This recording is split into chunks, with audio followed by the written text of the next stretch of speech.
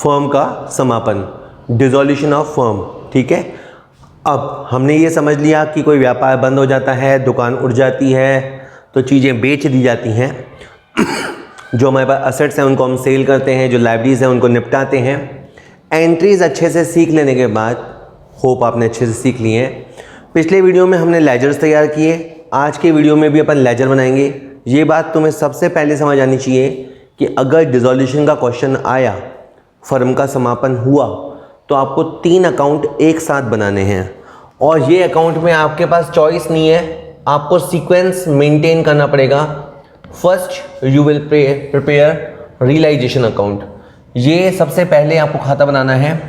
Centre में आप बनाएंगे पार्टनर्स का कैपिटल अकाउंट, जितने भी वो पार्टनर हैं 2 या 3, और लास्ट में आप बनाएंगे कैश ऑब्लिक बैंक अकाउंट। तो ये सीक्वेंस आप ब्रेक नहीं करना, ठीक है। ओके, क्वेश्चन देखते हैं। Prashant and Rajesh were partners in a firm sharing profits in the ratio of 3:2। तो there were 2 partners having name Prashant and Rajesh. The court ordered for the dissolution of their partnership. अब कुछ ऐसे सर्कमस्टांसेस रहे होंगे, बाकायदा कोर्ट ऑर्डर हुआ है, तो इनका कंपलसरी डिसॉल्यूशन हुआ है कोर्ट ऑर्डर से। और 31 मार्च 2020 की बात है, उस दिन का ये बैलेंस शीट है। बैलेंस शीट में असेट है, असेट डीआर होते हैं, ये मैं लिख देता हूँ। वहाँ ना तो लिखा हुआ मिलेगा ना आपको लिखना है, बट आपको पता होना चाहिए कि असेट डीआर नेचर होता है। अपन एक ही लाइन बार बार रोज रोज दोहरा रहे हैं। और लाइबिलिटीज जो होती है बेटा जी, वो सीआर होती है। फॉलोइंग वाज अग्रीड अपॉन, अब ये इनके बीच में अग्रीमेंट हुआ। अग्रीमेंट के 7 पॉइंट हैं। प्रशांत अग्री टू पे ऑफ हिज वाइफ्स लोन, प्रशांत अपनी पत्नी का लोन चुकाएगा। डेटर रियलाइज 24,000, डेटर से 24,000 वसूल हुआ। Rajesh took away all investment, Rajesh सारे इन्वेस्टमेंट ले गया। बिल्डिंग से 152,000 वसूल हुआ। क्रेडिटर्स वर पेबल आफ्टर 2 months, दे वर paid immediately eight 10% discount. Creditors को वैसे हम 2 महीने बाद पैसा देने वाले थे, पर हमने उनको इमीडिएटली निपटा दिया 10% डिस्काउंट पे। B R were settled at a loss of 1400, जब हम बी आर से वसूली करने गए तो 1400 का लॉस हुआ। रियलाइजेशन के एक्सपेंसेस 2500 हुए। हमसे कहता है prepare realisation account, capital account and cash account to close the books. ठीक है जी, तो ये क्वेश्चन हमें समझ में आ गया कि हमें अकाउंट चाहिए। अब आप सबसे पहले क्या करोगे, इस बात को समझोगे कि बिल्डिंग डीआर होता है। केवल एक ही बात को मैं बार बार बोलूँगा, बिल्डिंग डीआर होता है, तो अब आप बिल्डिंग को करो सीआर। एंट्री क्या सीखी तुमने, realisation account DR to building, realisation account DR to building. Investment क्या होता है, डीआर, तो इन्वेस्टमेंट को सीआर कर दो। रियलाइजेशन टू इन्वेस्टमेंट, इसी तर्ज पे realisation to debtors, debtor DR होता है, तो हमने डेटर को सीआर किया और ऊपर रियलाइजेशन यूज किया। इसी तरह से बी आर डीआर होता है, तो हमने बी आर को सीआर किया, रियलाइजेशन टू बी आर। थोड़ा टफ सीखें लेकिन अच्छा सीखें। कितना आसान है, अगर मैं आपको ये बोल देता कि देखो ये डीआर चीज़ें हैं तो इसे डीआर में लिख दो, तो तुम भी खुश हो जाते ना कि बढ़िया ट्रिक बता दिया, डीआर वाली चीज़ों को सर ने डीआर में पहुंचा दिया, बस हो गया। लेकिन ये मैं कहता हूँ ये शॉर्टकट है, शॉर्टकट भी सीखो, लेकिन पहले जो फुल प्रूफ या जो सही तरीका है वो तो पता होना चाहिए कि व्हाट इज हैपनिंग। मतलब आपको कभी कोई बोले कि रियलाइजेशन अकाउंट में अकाउंट्स को क्लोज किया जाता है, तो आपको पता भी नहीं होगा हमने कब क्लोज किया। तुम तो ऐसे बोल दो कि हमने कब क्लोज किया, तो बेटा ये जो तुम कर रहे हो अकाउंट क्लोज ही कर रहे हो। दैट्स वाई मैं कह रहा हूँ कि तुम्हें पता होना चाहिए। फिर भले तुम ये समझने के बाद आसान तरीका याद कर लो ना, कोई दिक्कत थोड़ी ना है। ठीक है, इसके बाद कैश है, कैश का डीआर नेचर होता है, कैश को ट्रांसफ़र नहीं करना, और आपको उसके जगह पे यहाँ पे कैश में टू बैलेंस बीडी जाके लिखना है। Okay, 6000 good. इसके बाद है बेटा profit and loss. Profit and loss DR होता है, तो आप प्रॉफिट एंड लॉस को सीआर करेंगे। ऊपर आएगा पार्टनर्स कैपिटल, ठीक है। पी एंड एल जो डीआर होता था उसे मैंने सीआर कर दिया। ऊपर आएगा पार्टनर्स कैपिटल, पार्टनर्स के नाम है प्रशांत, राजेश, और यहां पे पोस्ट हो जाएगा टू पी एंड एल, ये हम अच्छे से जानते हैं कि ये लॉस है, 8,000 की ये लॉस है, 3:2 है, 60%, इसका मतलब होता है 60% 40%, ओके, तो 4800 एंड 3200। इसके बाद है गुडविल, जो कि आपको शायद कंफ्यूज करती होगी, लेकिन याद ऐसे ही रखना कि गुडविल का डीआर नेचर होता है और बाकी असेट की तरह इसे भी रियलाइजेशन अकाउंट में पुश कर देंगे। तो गुडविल को हमें सीआर करना है और एंट्री इस तरह से लगने लगेगी, realisation to goodwill, realisation to goodwill. इस तरह से ये जो वैल्यूज दे रखी हैं बुक वैल्यूज, हमें ये लिखनी है, जैसे बिल्डिंग की है 120,000, इन्वेस्टमेंट की है 30,600, डेटर की 34,000 लेना। अगर प्रोविजन दे रखा है तो प्रोविजन को आप उल्टी दिशा में लिख देना, बाय PBD, आप इसे उल्टी दिशा में लिख देना, ठीक है। अब मैं आपको सिंपल बताऊं तो बोल दूंगा कि देखो PBD का CR नेचर है तो CR में ही तो जाएगा, but this is not the correct logic. Correct logic is कि PBD का CR नेचर होता है, हाँ, और अब हम PBD को DR कर रहे हैं, तो क्या कर रहे हैं, एक तरह से हम उस अकाउंट को क्लोज कर रहे हैं, और क्लोज करके कहाँ भेज रहे हो, रियलाइजेशन में। तो ये जो एंट्री हो रही है इसका नेचर क्या है, ट्रांसफर एंट्रीज। अकाउंट्स में बहुत तरह की एंट्री होती है, सिंपल एंट्रीज, अकाउंट को क्लोज करने वाली entries, transfer entries, rectification entries, adjustment entries, अपने को सब आनी चाहिए, बट विद लॉजिक। लॉजिक रहेगा तो आपको ज़्यादा याद होगा और लंबे समय तक याद होगा। आप अगर रट्टे लगाएंगे तो मैं नहीं समझता कि बहुत अच्छा आपको समझ में आएगा, ठीक है। इसके बाद PBD टू रियलाइजेशन में 4,000 का आ गया यहाँ पे। नेक्स्ट है बेटा जी, ये पूरा साइड हो गया हमारा, हाँ अच्छा मैं BR का अमाउंट नहीं लिखा, BR का अमाउंट है 37,400, इसके अलावा गुडविल की अमाउंट है 4,000, ओके। और क्या किया, मैं रिपीट कर देता हूँ, कैश को मैंने कैश अकाउंट में डाला है और PNL को मैंने हमेशा की तरह पार्टनर्स में डिस्ट्रीब्यूट किया है। ये मेरा असेट साइड का फैसला हो गया। अब आ जाओ इधर, क्रेडिटर का CR नेचर होता है तो क्रेडिटर को DR करो टू रियलाइजेशन, ओके। ये एंट्री दिमाग में आ गई, अब आप इसे रियलाइजेशन में आराम से पोस्ट कर दोगे, बहुत आराम से पोस्ट हो जाएगा बाय क्रेडिटर्स, ओके। इसके बाद है मिसेज प्रशांत लोन।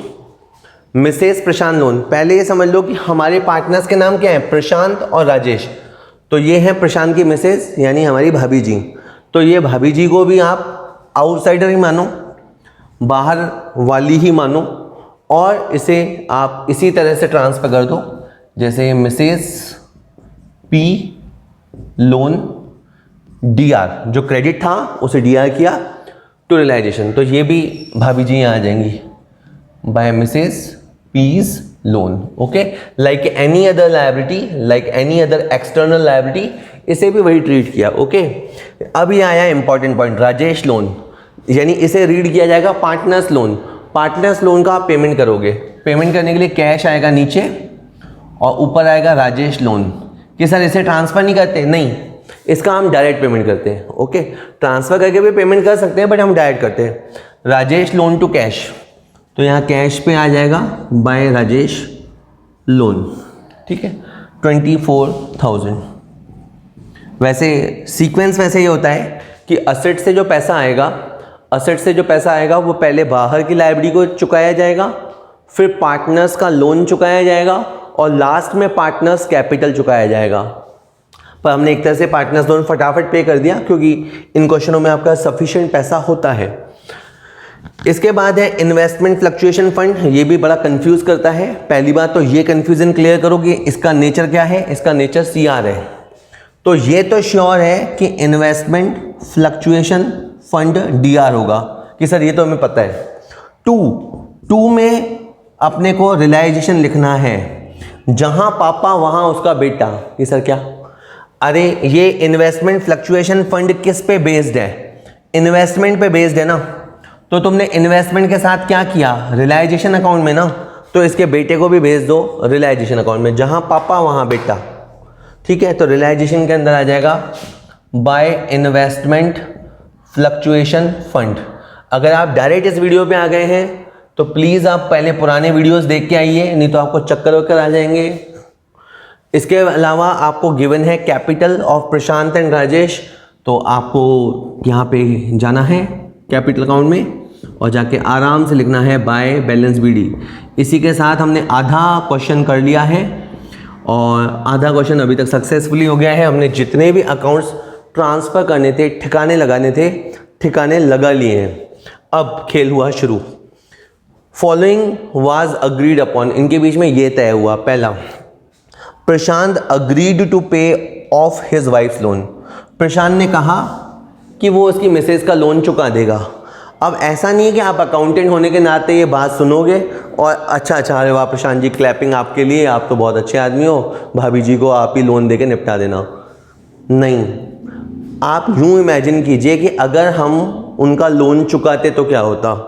तो हमारा कैश जाता और ऊपर लिखा जाता रियलाइजेशन, यानी अगर पेमेंट होता तो एंट्री होती रियलाइजेशन टू कैश। कैश जाने की नौबत तो नहीं आई। क्यों नहीं आई? अब आप ये सोचो कि क्यों नहीं नौबत आई। क्योंकि प्रशांत ने कहा वो दे देगा, तो प्रशांत इज द गिवर, तो प्रशांत कैपिटल को करेंगे क्रेडिट। ठीक है, realisation to Prashant capital, realisation में आ जाएगा टू प्रशांत कैपिटल। और कितना लोन था? 40,000 का लोन था, ये मैंने 40 यहाँ लिखा। एंट्री क्या बनी? Realisation to Prashant capital. Capital की क्या पोजीशन है? सीआर पोजीशन, तो यहाँ पे बाय रियलाइजेशन। ओके, अब भले ही आप एंट्री समझ भी गए या एंट्री आपने लिख भी गई, पर मैं आपको बताऊँ आपने सही समझी नहीं।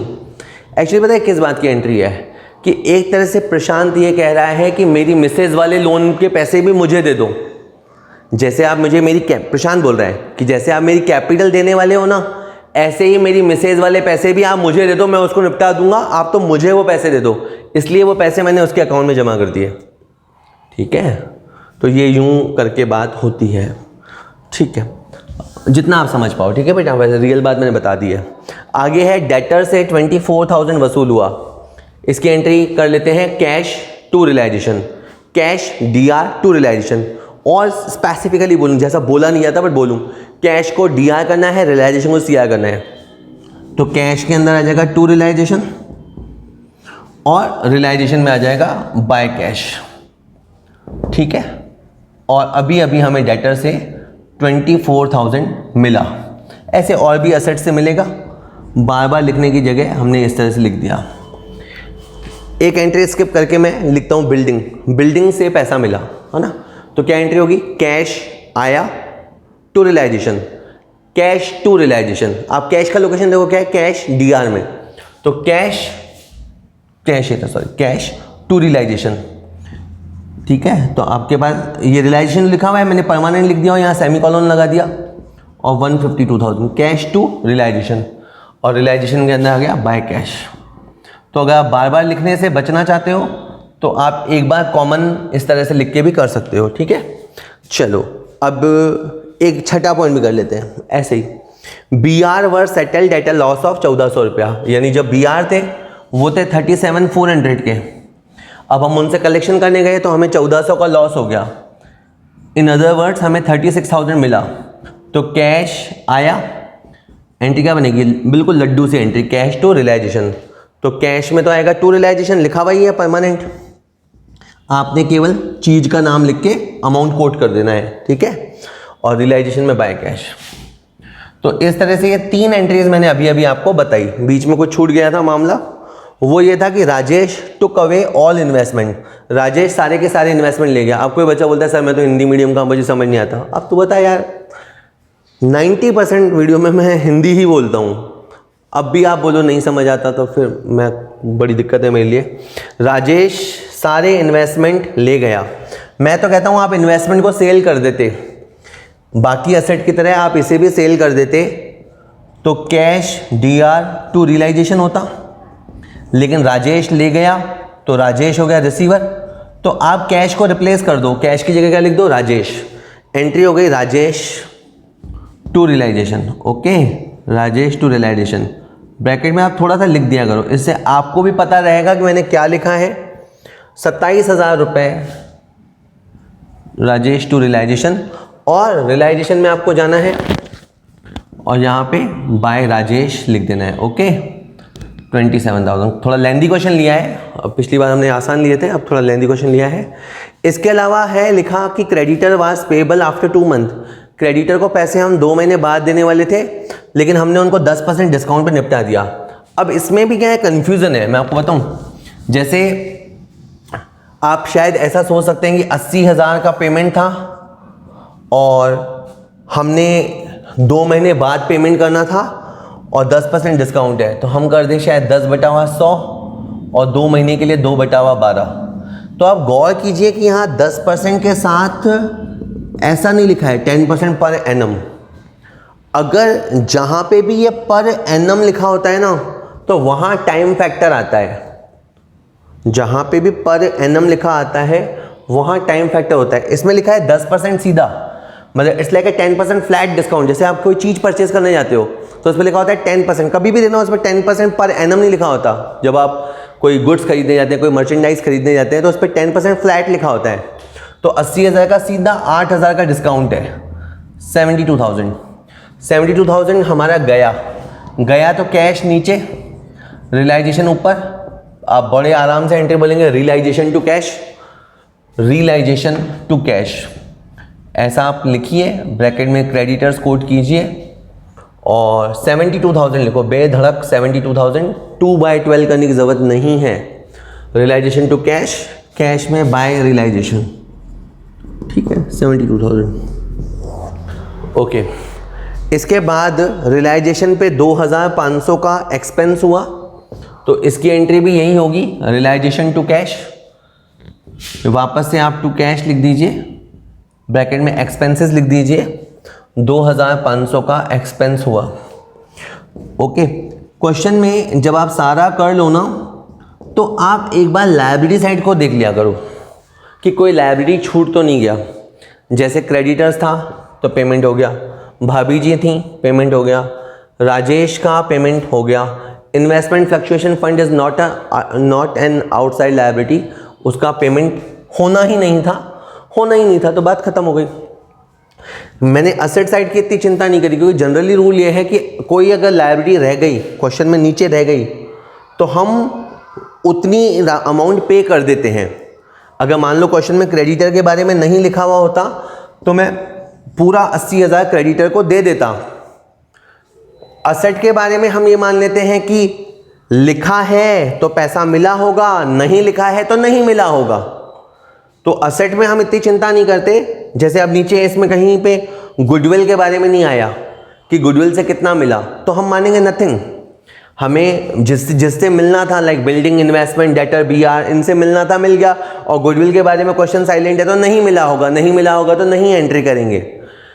अब ये अपन ने राउंड 2 पूरा कर लिया। फर्स्ट राउंड में बैलेंस शीट ट्रांसफर करी, सेकेंड राउंड में वसूली करना और पेमेंट करना, वो राउंड हुआ। अब तीसरी राउंड में आपको इन चीज़ों को निपटाना है। मैं कैलकुलेटर की हेल्प ले लेता हूँ। हालांकि 12th बोर्ड में तो कैलकुलेटर अलाउ नहीं होता, कॉलेज में कैलकुलेटर अलाउ होता है, ठीक है। तो 4,000, 80,000, 40,000, 8,000, 24,000, 152,000, 36,000, 27,000। अब आपका 371,000 ये है बेटा आपका क्रेडिट साइड। ओके, डेबिट में देख लेते हैं। 1,20,000, 30,600, 34,000, 37,400, 4 और 40, 44,000, 72,000 और 2,500, 3,40,500। तो DR और CR में काफ़ी क्लोज कॉन्टेस्ट रहा। मैं एक बार फिर कंफर्म कर लेता हूँ। 1,20,000, 30,600, 34,000, 37,400, 44,000 और 74,500। हाँ ठीक है, तो CR साइड जीत गया है, बहुत अच्छी बात है हमारे लिए कम से कम। और गैप है 30,500। CR जब जीत जाता है तो ये प्रॉफिट कहलाता है। प्रॉफिट ऑब्वियस सी बात है पार्टनर्स का होता है। पार्टनर्स के नाम प्रशांत और राजेश हैं। उनका आपस में रेशो 3:2 है। तो 30,500 इंटू 3/5, 30,500 इंटू 2/5, 30,500 इंटू 3/5 करने पे 18,300 और फिर 12,200। यहाँ से आपने एंट्री ड्रॉ करनी है। अब एक तो ना एंट्री अपन बनाते हैं यहाँ अकाउंट से देख के, और एक मैं आपको यूँ ही बोलूँ प्रॉफिट ऑन रियलाइजेशन एंट्री बोलो, तो कैसे बोलोगे? प्रॉफिट किसका होता है? पार्टनर्स का। प्रॉफिट होने से क्या होगा? कैपिटल बढ़ेगी। कैपिटल बढ़ते समय क्या होती है? क्रेडिट। कि क्रेडिट क्यों होती है? क्योंकि कैपिटल का बाय डिफ़ॉल्ट नेचर क्या होता है? क्रेडिट। तो जैसे ही प्रॉफिट होता है तो वो क्रेडिट हो जाती है। तो प्रशांत, राजेश, ऊपर आ जाएगा बेटा जी रियलाइजेशन। ये एंट्री यहाँ से ली है मैंने ना एक तरह से, रियलाइजेशन टू पार्टनर्स। तो पार्टनर्स की क्या लोकेशन है? सीआर में बाय रियलाइजेशन। कोई शर्म की बात नहीं है। अगर जैसे आपको ये जैसे लेजर पोस्ट करना नहीं आता ना, तो मेरे 11th के वीडियोस डले हुए हैं, आप 11th के वीडियोस में जाके लेजर सीख लो। अगर नहीं आता तो कोई शर्माने की बात नहीं है। रोज रोज दुख पाने से अच्छा है थोड़ी मेहनत करो और अपनी कमजोरी दूर कर लो। 18,300 और ये 12,200। ओके, चलिए अब मैं हिसाब करने वाला हूँ प्रशांत का। प्रशांत को 42,000 चाहिए कैपिटल के, 40,000 चाहिए उसकी मिसेस के, और 18,300 चाहिए प्रॉफिट के। 1,03,000 रुपये उसका क्लेम बनता है। उसमें से 4,800 हम माइनस करेंगे और बाकी का हम उसको पेमेंट करेंगे। यहाँ लिखा मैंने टू कैश, यहाँ से एंट्री बनेगी प्रशांत टू कैश, तो यहाँ आएगा बाय प्रशांत कैपिटल। थोड़ा लेंदी क्वेश्चन है, बस आया तो समझो इतना आएगा, इससे ज़्यादा भारी क्वेश्चन नहीं आएगा। इसके बाद इस तरफ से है 54,200।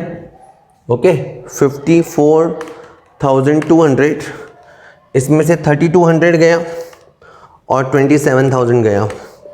24,000 आर टू कैश, यहाँ पे आ गया बेटा आर कैपिटल 24,000।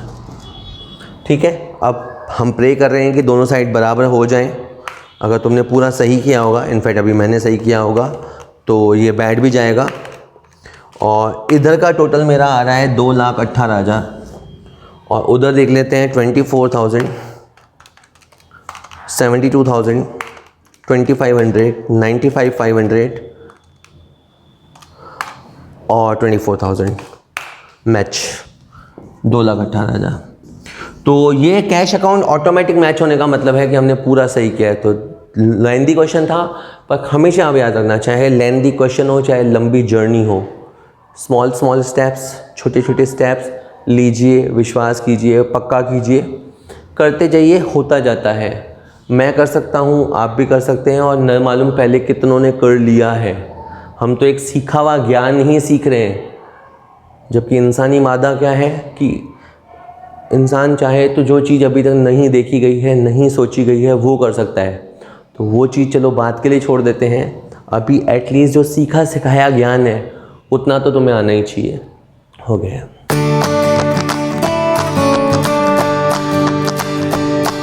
का समापन, एक और क्वेश्चन। हम लगातार सीख रहे हैं अकाउंट्स बनाना, या इनफैक्ट कहें जो खुले हुए अकाउंट्स हैं उनको क्लोज करना।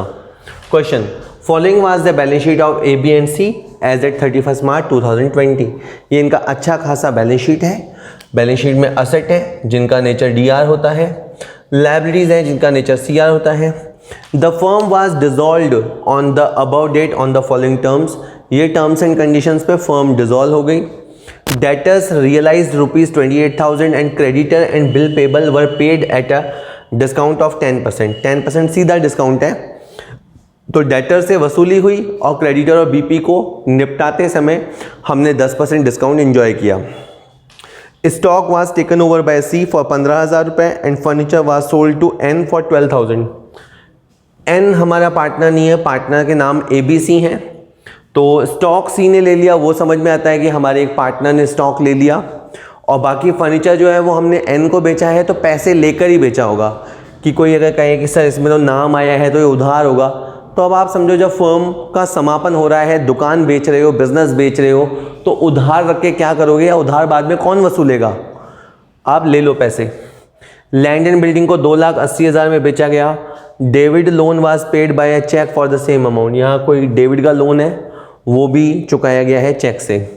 There was an unrecorded assets of 20,000 which was sold for 14,000 रुपया। एक ऐसी एसेट्स भी है जो यहाँ नहीं है, यानी वो यहाँ नहीं है बट उससे हमें समहाउ 14,000 रुपये मिला। जैसे कभी कभी हमारे पास कुछ शेयर्स होते हैं, उन शेयर्स का भाव गिर गया था या भाव जीरो हो गया था तो हमने उनको बैलेंस शीट से हटा दिया, लेकिन अभी उन शेयर्स का भाव वापस आ गया और हमें 14,000 मिल गए। या मान लीजिए कोई टूटा फूटा फर्नीचर है जो हमने यहाँ बैलेंस शीट से तो हटा दिया, मान लो एग्जांपल दे रहा हूँ, और उसको हमने बेचा तो अपने को 14,000 रुपये मिल गए। या यहाँ पे गुडविल नहीं है, लेकिन जब हम अपना बिज़नेस बेच रहे थे तो किसी बंदे ने कहा कि मैं आपका नाम यूज़ करना चाहता हूँ, आपकी फर्म का नाम यूज़ करना चाहता हूँ, तो हमने उससे 20,000 मांगे लेकिन उसने हमें 14,000 रुपये दिए। तो एक एसेट जो रिकॉर्ड में नहीं है उससे हमें 14,000 मिले। बात ये है। The firm had a joint life policy of 5 lakh. अब अगेन देखो यहाँ पे कोई जॉइंट लाइफ पॉलिसी शो नहीं हो रही, लेकिन फर्म ने एक पॉलिसी ले रखी थी जिसकी कीमत 5 लाख थी with the surrender value of 86,000, और इंश्योरेंस कंपनी कह रही थी कि सरेंडर करोगे तो 86,000 मिलेगा। The policy was surrendered at its surrender value. और फिर अब हम जब जा ही रहे हैं तो पॉलिसी रख के क्या करेंगे, हमने सबके लिए पॉलिसी ली थी, अपने डेथ ऑफ पार्टनर में देखा था, 86,000 हमें मिला है। Prepare realisation account, bank account and capital account. तो बिल्कुल ठीक है, हम अकाउंट्स की ही प्रैक्टिस कर रहे हैं, तो सीक्वेंस आपने ये फॉलो करना है। फर्स्ट ऑफ ऑल आपने बनाना है रियलाइजेशन अकाउंट, ओके, और बीच में आपको बनाना है पार्टनर्स का कैपिटल अकाउंट। इससे पता लगता है कि किसको कितना मिलने वाला है। 3 पार्टनर हैं इस क्वेश्चन में, हैविंग नेम ABC, ये A, B और C, ठीक है, और इसके अलावा है कैश या बैंक अकाउंट, ओके। चलिए, सो हमेशा की तरह वही घिसा पिटा। बैंक का DR नेचर है तो DR में जाके लिख दो to balance PD 20,000 rupee. Debtor का DR नेचर है तो इसके DR में लिख दो, खुश हो गए तुम। इसके बाद स्टॉक का DR नेचर है तो DR में जाके लिख दो टू स्टॉक। फर्नीचर का DR नेचर है तो DR में जाके लिख दो 15,000, ठीक है। लैंड एंड बिल्डिंग का DR नेचर है तो DR में जाके लिख दो, ठीक है। इसके अलावा कैपिटल का DR नेचर है, यहाँ पे इनफैक्ट जो लिखा हुआ है सबका DR नेचर है, तो यहाँ जाके लिखो टू बैलेंस BD। तो एक तरह से आप ये थ्योरी से ये निकाल सकते हैं कि 2 चीज़ों को हमने ट्रांसफ़र नहीं किया, बैंक को हमने ट्रांसफ़र नहीं किया और कैपिटल को हमने ट्रांसफ़र नहीं किया। और ये जो बीच के एसेट है ना, ये सारे एसेट हैं DR, तो हमने एसेट को तो कर दिया CR, और इस तरह की एंट्री बनी। यानी अगर आप एंट्री का कोड समझो तो एंट्री का कोड है रियलाइजेशन टू असेट 1 by 1। तो ये एंट्री एक एक करके सारे अकाउंट्स को ले लेगी, ठीक है। अच्छा, क्रेडिटर का CR नेचर होता है, बिल पेबल का CR नेचर होता है, डेबिट लोन का CR नेचर होता है, सो CR में लिख दो। अब आपको लग रहा है हाँ सर आज आप सही पढ़ा रहे हो, CR है तो आप CR में बोल रहे हो, तो ठीक है। तो क्रेडिटर जिसकी वैल्यू 50,000 थी, BP की लायबिलिटी 10,000 की थी, और डेबिट लोन वाली लायबिलिटी 12,000 की थी, और जितनी जितनी लायबिलिटी थी वो मैंने लिख दिया, ओके बेटा। बट रियल रीज़न मैं कहने से बाज नहीं आऊँगा।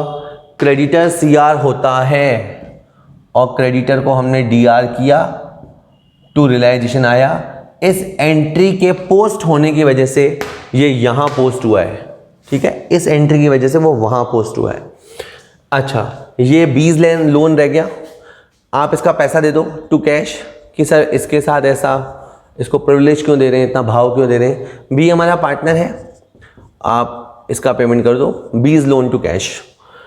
कैश या बैंक लिख दो आप, जो भी क्वेश्चन में आपने बनाया हो, और यहाँ पे इस तरह से आ जाएगा बाय 20 लोन। रियल लाइफ में तो क्या होता है, पहले असेट से वसूली होती है, और जब पैसा आ जाता है और बाहर वालों का पेमेंट हो जाता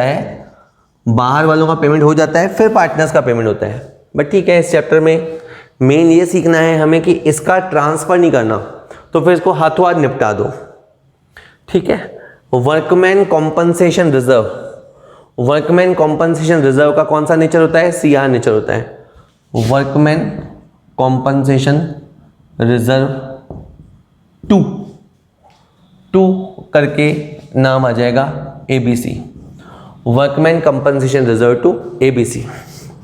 तो यहाँ आ जाएगा by workman compensation reserve. Okay, ये 20,000 रुपये है, इनका आपस में रेशियो नहीं दे रखा, कमाल की बात है।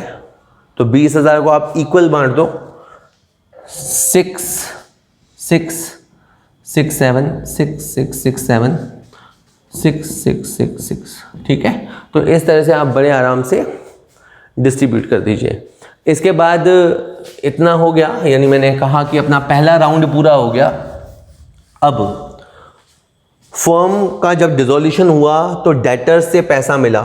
मैं चाहता हूं कि आप ओरल सीखें। Cash account DR to realisation, hold on for the entry, cash account DR to realisation. तो कैश में आ गया टू रियलाइजेशन, ठीक है।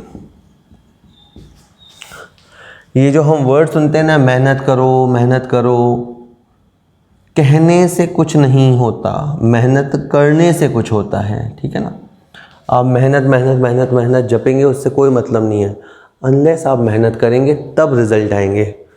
कैश टू रियलाइजेशन, गज़ब बात ये है, मैं आपकी बात नहीं कर रहा, गज़ब बात ये है कि हम लोग फ्रूट खाना चाहते हैं पर पेड़ लगाना नहीं चाहते हैं। ये इतनी बड़ी गलतफहमी है कि हमें लगता है कि पेड़ कोई और लगाएगा लेकिन फल हम खाएंगे। तो भाई, या तो तुम्हारे माता पिता ने पेड़ लगाए हों, उन्होंने ऐसे कर्म किए हों कि तुम्हारे पास ताउम्र कैश आवे, ताउम्र इनकम आए। पर अगर आपके माँ बाप ने किया तो है, पर इतने पेड़ नहीं लगाए कि आप पूरी उम्र फल खा सको, तो बेटा फिर आपको मेहनत करनी पड़ेगी, ठीक है। आबादी बढ़ती जा रही है, ऑब्वियस सी बात है, कंपटीशन बढ़ता जा रहा है। तुम कहो कि नहीं नहीं साहब, मैं तो ये भी नहीं करूँ, मैं तो पढ़ाई भी नहीं करूँ, फ़न एंटरटेनमेंट मज़ा मस्ती, मैं तो बस 600 रुपये का डेटा पैक ले लूँ और 2 महीने मज़े करूँ। कर ले मज़े, क्या करेगा मैं बताऊँ? मोबाइल लेगा, दिन भर जो भी मूवी आती होंगी देखेगा, बस टाइम पास होगा। इमेजिन कर, 1 साल ऐसा हो गया, 2 साल ऐसा हो गया, तीसरे चौथे पाँचवें साल तक तेरा ग्रेजुएशन हो जाएगा। फिर सरकार तेरे को देगी बेरोजगारी भत्ता। बेरोजगारी भत्ता होता है 3,000 रुपया महीना, हाँ मान ले 3,000 महीना होता है, वो तुझे मिल गया। अब तू बैठ के 3,000 रुपये में ज़िंदगी चला, ठीक है। थोड़ा बाज़ार में किसी दिन घर वालों को बोला करो कि आप मेरे को दे दो थैला, मेरे को दे दो पैसे, मैं ला रहा हूँ सामान। घर वालों को बोलो कि इस महीने के दूध के बिल और जो सामानों के बिल हैं वो आप हमें दे दो, हम पे करेंगे। कमाओ मत, खाली पे करके आओ तो पता लगेगा कितना देना पड़ता है, तब शायद आपकी आंखें खुल जाए। मैं सबके लिए नहीं कह रहा हूँ, लेकिन जो लोग नशे में हो रहे हैं, नशा क्या है? पेड़ लगाए बिना फल खाने की उम्मीद करना। इससे बड़ा नशा कोई नहीं हो सकता जिसमें कुछ बच्चे हैं। कैश टू रियलाइजेशन, ठीक है। तो कैश में हो गया टू रियलाइजेशन, रियलाइजेशन में हो गया बाय कैश। न नौकरी मुश्किल होती है, न बिजनेस मुश्किल होता है, कुछ भी मुश्किल नहीं होता जो मेहनत करना जानता है। और जो मेहनत नहीं करना जानता है उसके लिए समझो हर चीज़ मुश्किल है। फिर तो बस केवल वही लोग बचेंगे जिनके माता पिता ने कुछ ऐसा करके गए हैं, ठीक है, कि भाई उनका ताउम्र का बंदोबस्त कर दिया हो उन्होंने। बाय द वे, अगर कर दिया हो तो 28,000 रुपये हमें मिला। इसके बाद हमने क्रेडिटर और BP का पेमेंट किया। मैं एंट्री लिख के कर सकता हूँ, पर मैं चाहता हूँ कि अब आप समझने लगे। एंट्री बनेगी realisation to cash, realisation to cash, और क्रेडिटर और BP। क्रेडिटर हैं 50,000 के, तो हम इनको पेमेंट करेंगे 45,000 का। कि सर ऐसे कैसे? 10% डिस्काउंट है ना बेटा, तो 50,000 में से 5,000 कम कर दिए। ये जैसे 10,000 का बिल है तो 1,000 का डिस्काउंट हो गया, 9,000 रुपये, ठीक है बेटा। तो ये इस तरह से रियलाइजेशन टू कैश, फिर कैश के अंदर आएगा बाय रियलाइजेशन। ऐसे ही प्रेजेंटेशन अच्छा सा आप यहाँ पे भी दें कि किसको कितना कितना पेमेंट दिया। जितना क्वेश्चन आप साफ बनाएंगे उतना आपको फ़ायदा होगा। आपकी कॉपी है उसे नीट एंड क्लीन बढ़िया करना चाहिए, ठीक है। ज़्यादा नहीं पढ़ने को मिलता। हाँ बताएं भाई, 8वीं 10वीं क्लास तक तो बच्चे को पता ही नहीं होता मैं पढ़ क्यों रहा हूँ। ले दे के वो 5-6 क्लासेस पढ़ता है, आई थिंक वो पढ़ लेना चाहिए। एक बार सोच लो आपकी एज 25 साल हो गई, मान लो 25 साल हो गई, उसके बाद तुम में से कितने लोग पढ़ाई करेंगे? 5% लोग भी नहीं। 5% लोग भी पोस्ट ग्रेजुएशन के बाद या ग्रेजुएशन के बाद पढ़ाई नहीं करते। तो ले दे के 4-5 साल की पढ़ाई करनी है, तमीज़ से कर लो, अच्छे से कर लो। फिर तो क्या है, फिर जो तुम्हें अभी करने का मन कर रहा है वो उम्र भर करना है। भाई 75 साल से पहले तो मरोगे नहीं, तो 50 साल तो साला वो जो करना है, जो तुम अभी कांड करने की सोच रहे हो बाद में कर लेना। अभी 5-7 साल पढ़ लो, जेब में पैसे हो गए तो बाद में कांड भी कर पाओगे। नहीं तो फटी पैंट में घूमोगे तो कुछ नहीं होगा, ठीक है। रियलाइजेशन टू कैश, कैश में बाय रियलाइजेशन, ये पहली एंट्री हो गई है। इसके बाद है स्टॉक सी ने ले लिया, स्टॉक सी ने ले लिया, सी टू रियलाइजेशन, फट से एंट्री बोली सी टू रियलाइजेशन, तो सी में आ जाएगा टू रियलाइजेशन, ठीक है, 15,000 रुपये। उसके बाद रियलाइजेशन में आ जाएगा बाय सीज कैपिटल। तो मैं यही चाह रहा हूँ कि आप पहले के वीडियोस देख के एंट्रीज को बहुत अच्छा कर लें और फिर यहाँ पे अकाउंट्स लगाएं। फर्नीचर हमने एन को बेचा, देखो एन कोई बाहर वाला है, उसे पैसे लेकर बेचना, एंट्री बनेगी कैश टू रियलाइजेशन। कैश, अब मैं डी आर साउंड नहीं करता बट वो पता है, cash D R to realisation. यहाँ पे आके आप फर्नीचर लिख देना, ठीक है। 12,000, कोई एन वैन के चक्कर में मत पड़ जाना। कैश टू रियलाइजेशन, रियलाइजेशन में बाय कैश लिखा हुआ ही है। अब मेरे को केवल अमाउंट भरना है, 2 अमाउंट भरने में जगह ही चली गई अपनी, वो मैंने भर दिया, ठीक है। इसके बाद लिखा है लैंड एंड बिल्डिंग को बेचा, cash D R to realisation, cash D R to realisation. यहाँ पे मैंने लैंड एंड बिल्डिंग को भी फिट कर दिया और यहाँ पे मेरे पास 320,000 आ गया। कैश टू रियलाइजेशन, रियलाइजेशन में बाय कैश, ठीक है। तो हमारे पास इस तरह से पैसा आ गया असेट्स को बेचने से। इसके बाद डेविड का लोन हमने चुका दिया, ठीक है। हमने इससे पहले क्रेडिटर निपटा दिया, बीपी निपटा दिया, अब हमने डेविड का लोन भी चुका दिया।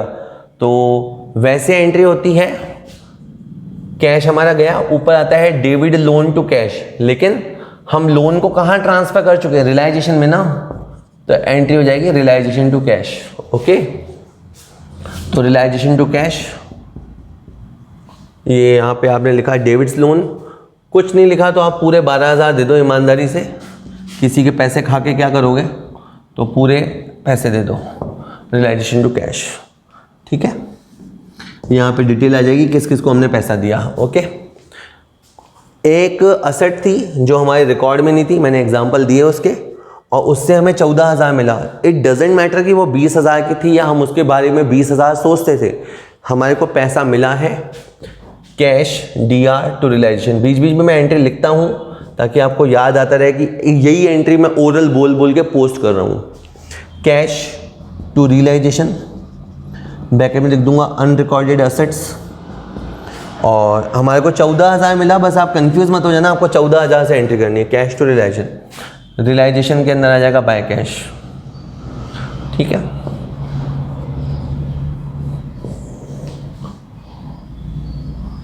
उसके बाद फर्म के पास एक जॉइंट लाइफ पॉलिसी थी जो 5 लाख की थी और हमने उसे 86,000 पे सरेंडर किया, तो ये भी आपके पास कैश आया है। Once again entry cash to realisation, तो कैश के अंदर आ गया टू रियलाइजेशन। ब्रैकेट में आप कोट कर देना जॉइंट लाइफ पॉलिसी, शॉर्ट में आप इसको JLP बोल सकते हो, कैश टू रियलाइजेशन, और रियलाइजेशन में बाय कैश, ठीक है।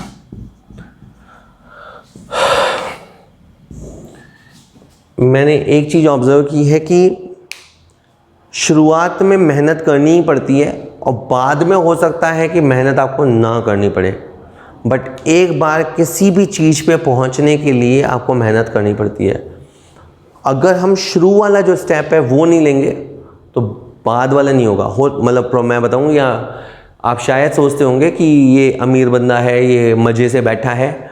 वो मज़े से हो सकता है बैठा हो, ये भी हो सकता है कि वो काम नहीं करता हो और दुनिया भर के ऐश करता हो, लेकिन उसने कोई ना कहीं शुरू में मेहनत की होगी या उसके घर वालों ने उसके लिए पेड़ ज़रूर लगाया होगा। ठीक है, तो ये आप देख लेना, ठीक है। आज के लिए कुछ ज़्यादा ही ज्ञान हो गया, जितना झेला जाए तुमसे, ठीक है। लाइफ एक ही होती है, रो रो के नहीं निकालें, इसलिए मैं बोल देता हूँ, बाकी तो आपकी इच्छा है, करने वाले तो आप ही हो भाई। मैं तो कमा के तुम्हें दे नहीं दूंगा, और ना ही मुझे कोई ऐसी उम्मीद है कि तुम कमा के मुझे ला के दोगे, ऐसा होता भी नहीं है, ठीक है। आ जाओ, 50,000, 10,000, 12,000, जोड़ बाकी कर लेते हैं, 3,20,000, 15,000, 14,000 और 86,000। आपका इधर 5,07,000 हो रहा है, this is on credit side, और 30 और 20 50 और 15 65, 245 और 66। डीआर पे बहुत कम लोड है, 376,000 ओनली, तो बहुत ही ज़बरदस्त गैप आ रहा है। 131,000 ए बी सी में जाएगा, ये आपके लिए प्रॉफिट है। मैंने सी आर साइड और डी आर साइड का गैप निकाला है, स्पेस थोड़ा कम है। एंट्री बनेगी realisation to A B C, यहाँ आएगा बाय रियलाइजेशन, ब्रैकेट में आएगा प्रॉफिट। 131,000 के 3 बराबर टुकड़े करने पे आता है 43667, 43667, 43666। तो थोड़े ख़तरनाक अमाउंट आ रहे हैं, रेशियो दी हुई होती तो अच्छा होता। इससे पहले मैं कैपिटल लिखना भूल गया, एस कैपिटल और सी कैपिटल यहाँ आ जाएगा बेटा, बाय बैलेंस बी डी। ए का कैपिटल है 1,00,000 रुपया, पर बीच बीच में अच्छा है कि रेशो नहीं दिया हुआ हो, तो हमें ये रूल याद आता रहता है कि रेशो ना देने पर इक्वल मानना है, ओके। अब आप देखिए कि ए का टोटल कितना बनता है और क्यों बनता है। 1,00,000 तो वो मांग रहा है अपनी कैपिटल के, 67 मांग रहा है वर्कमैन कंपनसेशन का हिस्सा, और 43,667 मांग रहा है रियलाइजेशन का हिस्सा। All together he demands for 150,334 रुपी। यहाँ आ जाएगा टू कैश 150,334, ठीक है। यहाँ पे एंट्री आ जाएगी ए टू कैश, ठीक है। कुछ लोग वीडियो देख के बोलते हैं कि सर बर्डन हो गया, बहुत ज़्यादा लोड आ गई है, रोज़ रोज़ क्वेश्चन, लोड आ गई। बताओ, रोज दिन के एक वीडियो के 2 क्वेश्चन क्या होते हैं, और उसमें लोड आ गई आपके ऊपर, और वो भी कब आ गई, जब आप 12th में हैं या कॉलेज में हैं, यानी अपनी सुपर एनर्जेटिक एज में हैं। इससे ज़्यादा एनर्जी 12th और ग्रेजुएशन के ईयर्स 11 से 15 ईयर जो आपकी टीन एज भी होती है, इसके से ज़्यादा एनर्जी तुम्हारे अंदर कभी नहीं रहने वाली। तो अगर इसमें तुम थोड़े से क्वेश्चंस में, थोड़ी सी स्टडी में थक जाते हो, तो फिर भगवान आपकी सहायता करे। चलिए, B 667, 43667, 50,334 minus 20,000, 30,334। B to cash, ठीक है। जली कटी बातें सुनने की आदत नहीं हो तो वीडियो तुरंत देखना बंद कर देना, मेरे वाले वीडियोस तो आप देखना बंद ही कर देना, अगर जली कटी हकीकत सुनने की आदत ना हो तो। बी टू कैश, कैश में आ गया बाय बीस कैपिटल, ठीक है। इसके बाद 1,50,000, 6,666, 43666, 2,332 में से 15,000 गए, 185,332। तो थोड़े बोरिंग अमाउंट है बट है सो है। सी टू कैश, तो सी टू कैश यहाँ पे आ जाएगा बाय सी, और ये अमाउंट लिख देते हैं 185,332। फाइनली अपने को प्रे करना है कि जोड़ बराबर हो जाए, हो भी जाता है वैसे तो। 20,000, 3,20,000 और 14,000 और 86,000। इधर का टोटल होता है 4,40,000। उधर का देख लेते हैं 8,000, 66,000, 185,332, 150,334 और 30,334 हो गया। गंदे से अमाउंट थे लेकिन ये बराबर हो गया है, 4,40,000 बराबर हो गया है। चलिए ओके, थैंक यू।